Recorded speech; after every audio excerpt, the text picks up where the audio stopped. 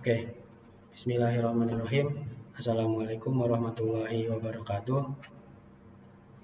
Innal hamdalillah nahmaduhu wa nasta'inuhu wa nastaghfiruh wa na'udzubillahi min shururi anfusina wa min sayyiati a'malina.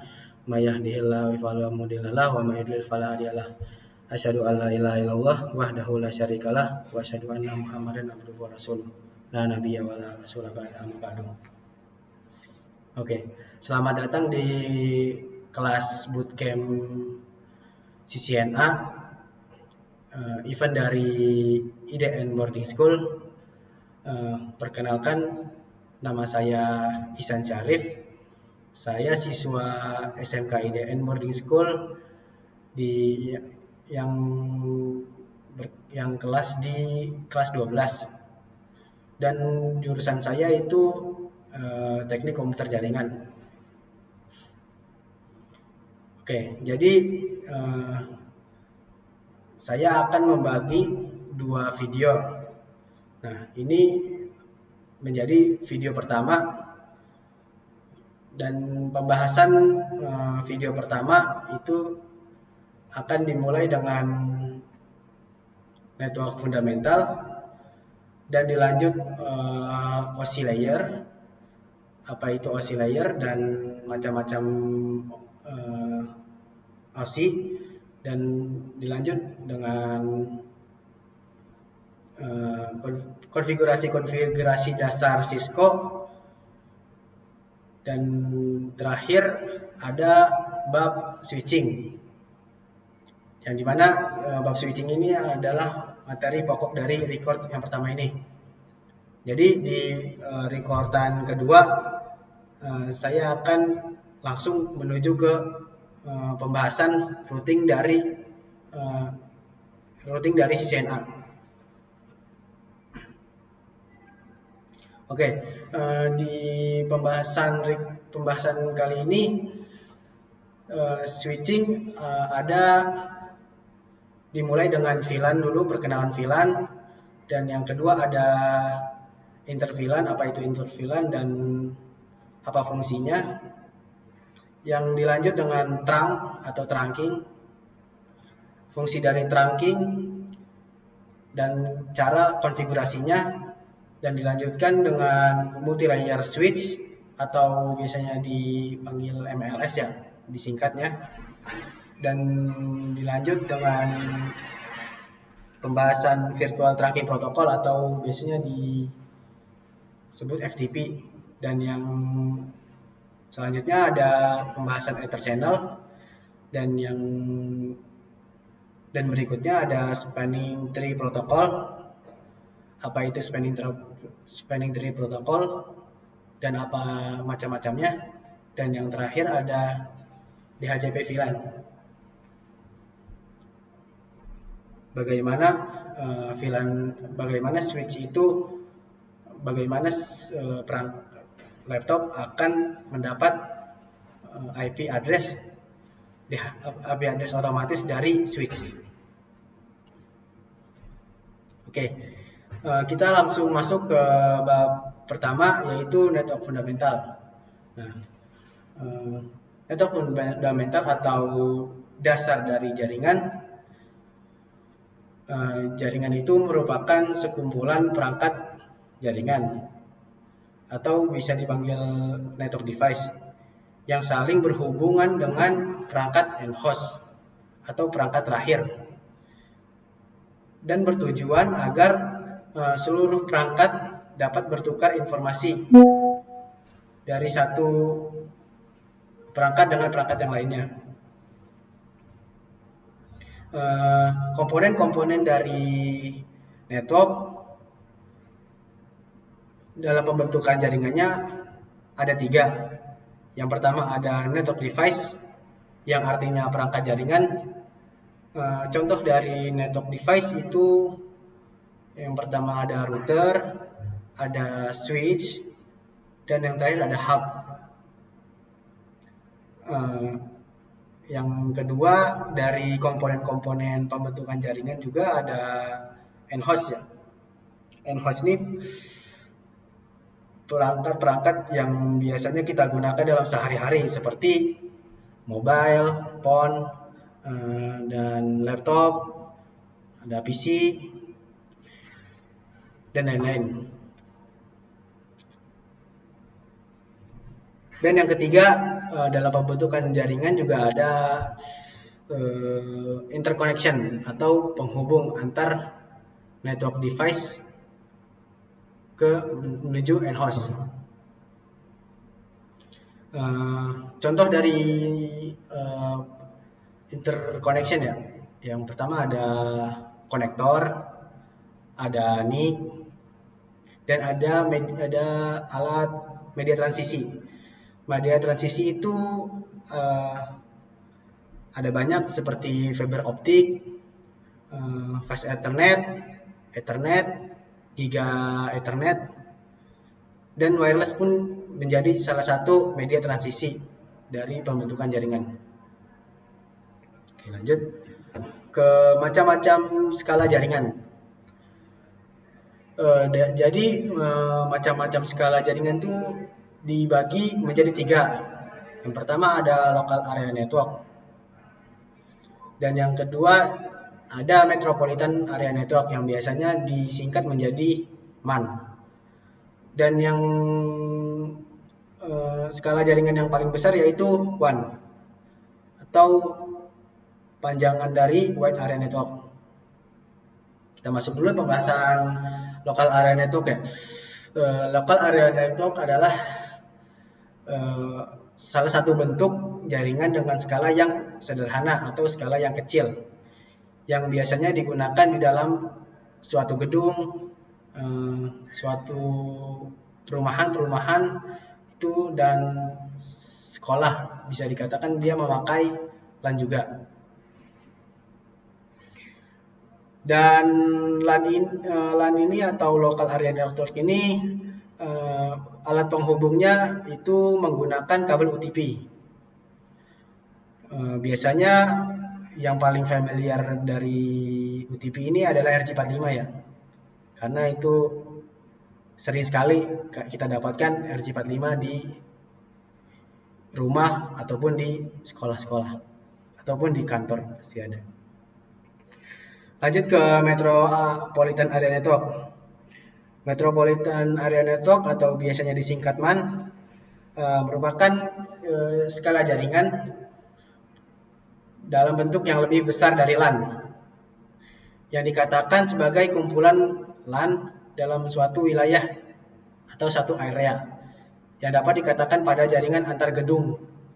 Jadi kalau kita lihat di LAN tadi, itu di gedungnya itu hanya dalam gedung. Kalau di MAN ini antar gedung.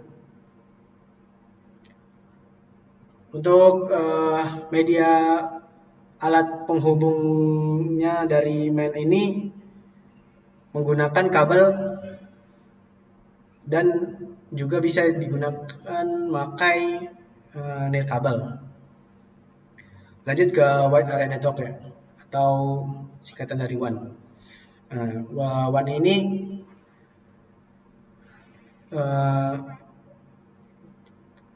jaringan yang menghubungkan beberapa MAN yang dapat digunakan pada jaringan untuk menghubungkan antara suatu negara dan benua. Dan untuk media penghubungnya biasa menggunakan fiber optik. Jadi WAN ini mengangkat skala jaringan MAN dengan MAN yang lainnya. Oke, lanjut ke pembahasan OSI layer. Apa sih OSI layer itu? Nah, OSI layer itu adalah yang disingkatan dari Open System Interconnection. OSI itu adalah salah satu model umum suatu jaringan yang digunakan untuk membangun suatu jaringan agar dapat saling terhubung walau berbeda vendor atau berbeda perangkat, yang dikeluarkan oleh ISO. ISO ini kepanjangan dari Interconnection Organization for Standardization ya. Dan OSI ini dibagi menjadi 7 layer, yang mana 7 layer ini harus digunakan oleh vendor-vendor untuk memproduksi perangkat jaringan atau yang lainnya, agar walaupun berbeda vendor, mereka bisa tetap berhubung atau terkoneksi. Di OSI layer ini ada 7 ya. Yang pertama ada di layer 1 ada physical, dan dilanjut dengan data link. Di layer 3 ada dengan nama network. Layer 4 ada transport.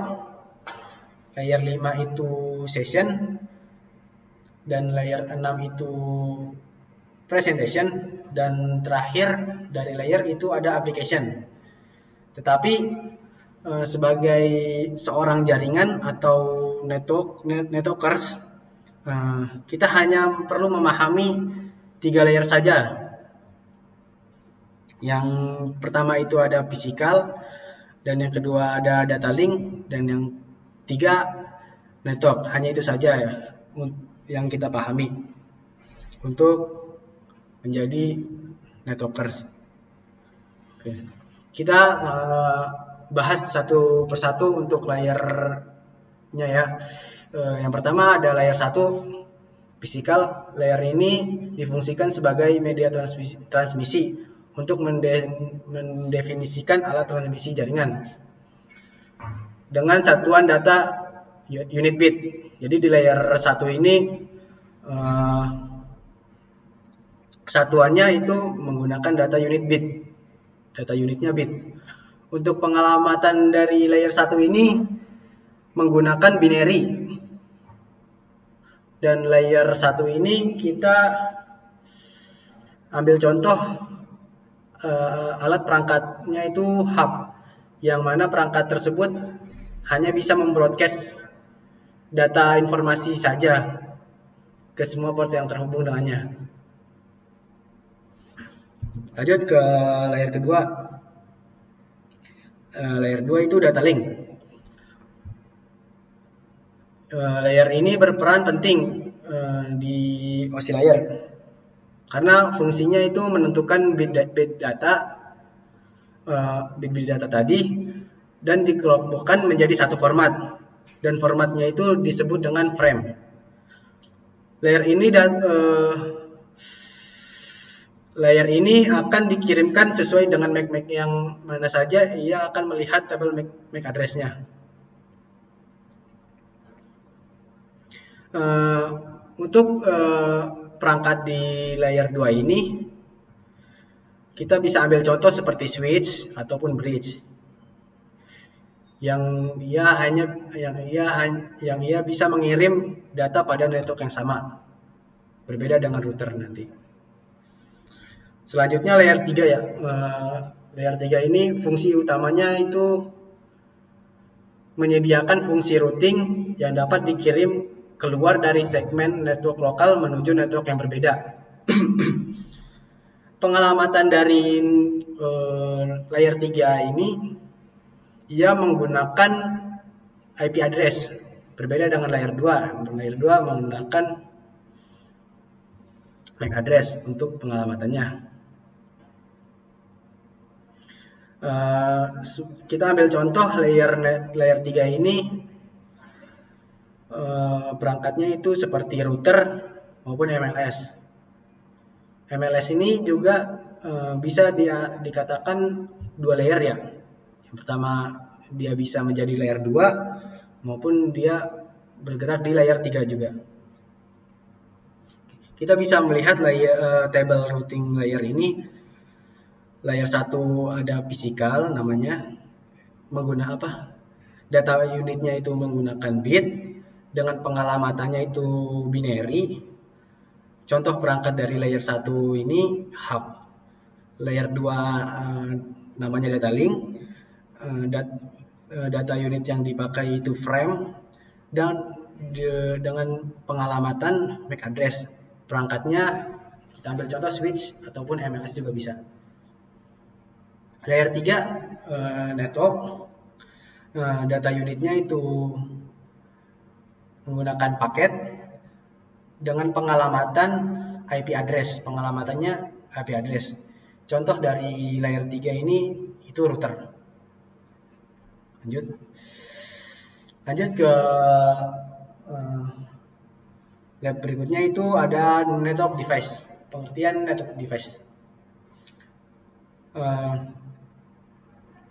Dari beberapa jaringan sendiri terdapat beberapa perangkat yang wajib kita ketahui yang kita akan gunakan untuk membuat suatu jaringan. Contoh dari network device ada router, ada switch, dan ada hub, dan lain-lain. Kita akan bahas router, switch, dan hub saja. Yang pertama ada router ya. Jadi fungsi dari router ini digunakan sebagai device yang menghubungkan suatu jaringan yang berbeda segmen dengan mendistribusi atau menambahkan IP address. Dan yang berikutnya ada perangkat switch. Fungsi perangkat ini merupakan salah satu perangkat yang digunakan sebagai penghubung antar network satu segmen. Berbeda dengan router, menghubungkan jaringan yang berbeda segmen. Jadi di switch hanya menghubungkan antar network satu segmen saja, yang mana ia akan mengirimkan paket data melalui MAC address table.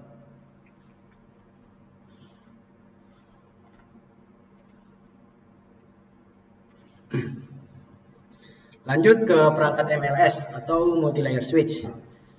MLS juga merupakan suatu perangkat jaringan ya. Dan MLS ini digunakan pada suatu jaringan yang mana termasuk perangkat tergolong sebagai switch bisa dikatakan, tetapi MLS ini memiliki fitur routing juga. Jadi di MLS ini dia mempunyai bergerak di layer 2 dan layer 3. Lanjut, ini introduction router Cisco. Kakak-kakak bisa langsung aja memahami sendiri ya. Nanti jika dibahas sekarang nanti bakal habis waktunya. Oke, lanjut aja ya. Yang berikutnya ini ada perkenalan dari interconnection.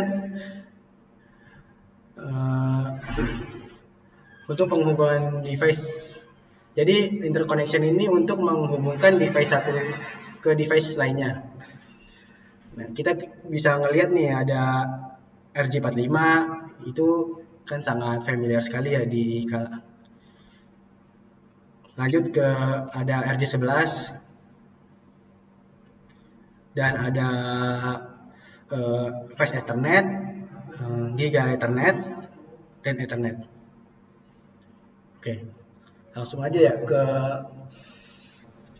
masuk ke lab di recordan pertama ini. Kita memulai dari konfigurasi dasar Cisco.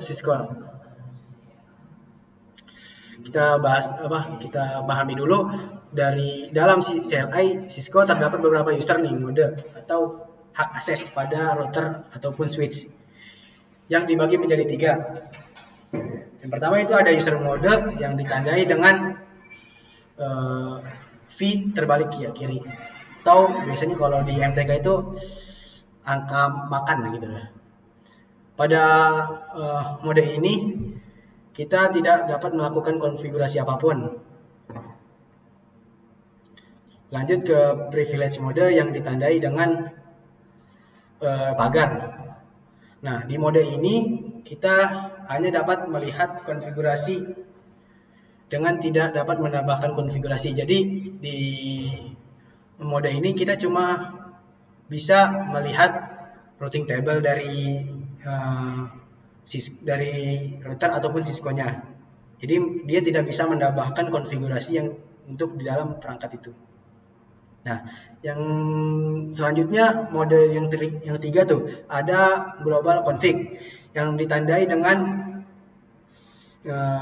tanda petik 2 atas config, dan di sampingnya ada tanda pagar. Pada di mode ini kita cuma dapat melakukan konfigurasi. Kita bisa menambahkan ataupun menghapusnya. Jadi di global ini kita bisa menambahkan dan menghapus konfigurasi yang akan dipakai di router maupun Cisco.